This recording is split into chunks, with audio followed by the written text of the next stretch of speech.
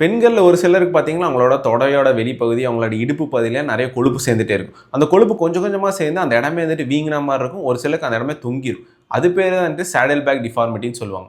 இது யார் யாருக்கெல்லாம் வரலான்னு பார்த்தீங்கன்னா, சில பேருக்கு ஜெனடிக்கா வரலாம். சில பேர் வந்துட்டு நான் வந்துட்டு ஒழுங்கா டயட் ஃபாலோ பண்ண மாட்டேன், எக்சர்சைஸ் பண்ண மாட்டேன். அப்படி இருக்கவங்களுக்கு வரலாம். சில பேருக்கு பார்த்தீங்கன்னா, ஹார்மோன் இம்பேலன்ஸ்னால கூட வரலாம். இது வந்துட்டா நம்ம என்ன பண்ணணும்னு கேட்டீங்கன்னா, நீங்க வந்து கண்டிப்பா எக்சர்சைஸ் பண்ணணும். ஒரு நாளைக்கு மினிமம் ஒரு 30 நிமிஷமாச்சும் எக்சர்சைஸ் பண்ணணும். அந்த எக்சர்சைஸ்ல என்னென்ன பண்ணணும்னு பார்த்தீங்கன்னா, வெயிட் ட்ரெய்னிங் பண்ணணும். அப்புறம் வந்து கார்டியோ பண்ணணும்.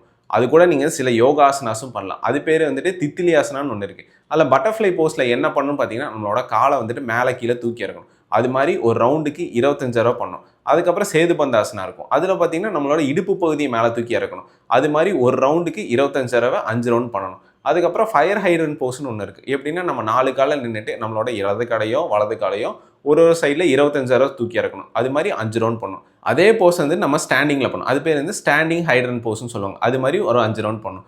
அது கூட நீங்க இம்பார்ட்டன்ட்டா ஃபாலோ பண்ண வேண்டிய ஒரு விஷயம் தான் வந்துட்டு டயட். டயட்ல என்ன பண்ணணும்னு பார்த்தீங்கன்னா, நெறைய சுகர் சாப்பிடுவேன், நெறைய ஃப்ரைட் ஐட்டம்ஸ் சாப்பிட பிடிக்கும். அப்படின்னு தான் நீங்க வந்து கண்டிப்பா விடணும். அத விட்டு நம்ம என்ன பண்ணலாம்னு பார்த்தீங்கன்னா, நல்ல ஹெல்த்தியான டயட் ஃபாலோ பண்ணணும். எப்படி நெறைய ஃப்ரூட்ஸ், வெஜிடபிள்ஸ், அப்புறம் புரோட்டீன்ஸ் அதிகமா இருக்கிற ஃபுட், அப்புறம் பார்த்தீங்கன்னா, ஃபைபர்ஸ் அதிகமா இருக்கிற ஃபுட்லாம் நீங்க நல்லா சாப்பிடணும். அது கூட நீங்க இம்பார்ட்டன்ட்டா சாப்பிட வேண்டிய விஷயம் தான் வந்துட்டு ஆப்பிள், ப்ரோக்கோலி, அப்புறம் வந்து சால்மன் ஃபிஷ். இதெல்லாம் என்ன பண்ணும்னு பார்த்தீங்கன்னா, நம்மளோட உடம்புல இருக்க கொழுப்ப பர்ன் பண்றதுக்கு ஈஸியா பூஸ்ட் பண்ணுது. இவ்வளோ விஷயம் சொல்றீங்களே, இதெல்லாம் நம்ம ஃபாலோ பண்ணுமான்னு கேட்டீங்கன்னா, கண்டிப்பா ஃபாலோ பண்ணி பாருங்க. உங்களுக்கு நல்ல ஒரு ரிசல்ட் கிடைக்கும். இந்த இன்ஃபர்மேஷன் யூஸ்ஃபுல்லா இருந்துச்சுன்னா, உங்களோட ஃப்ரெண்ட்ஸ் அண்ட் ஃபேமிலிஸ்க்கு கண்டிப்பா ஷேர் பண்ணுங்க.